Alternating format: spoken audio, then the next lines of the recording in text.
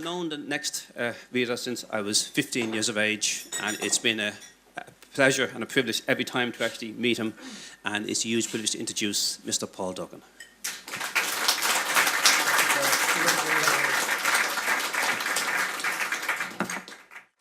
A man besotted by his batch.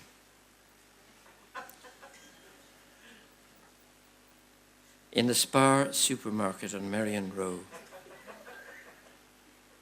opposite O'Donoghue's public house, when I presented my basket at the checkout, to my dismay it was taken not by one of the many Polish girls manning the checkouts, but by a short, stocky, curly, red-headed male Dubliner, screeching to himself the Owl Triangle by Brendan Behan.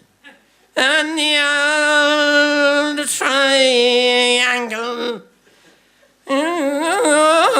jingle jangle, all along the banks of the Royal Canal. He was all bonhomie, but not excessively.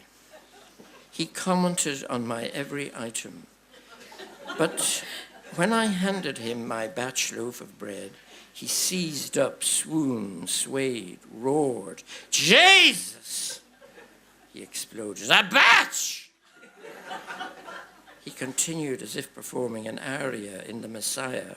When I was in Australia, and don't get me wrong, I loved it in Australia.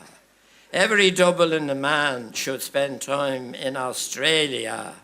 But the one thing I missed was my batch. After 7 years in Perth, jeez, you should see the women in Perth. When I came home to Dublin, the first thing I did was to go out and buy myself a batch. And I came back with my batch. And I smeared 2 slices with dollops of butter. And I made one gorgeous ham sandwich. The women of Perth, oh Jesus, forgive me. But there's nothing, not even a Perth woman, to beat a batch. Thank you, sir. Have a good day. Ladies and gentlemen, Paul Duggan.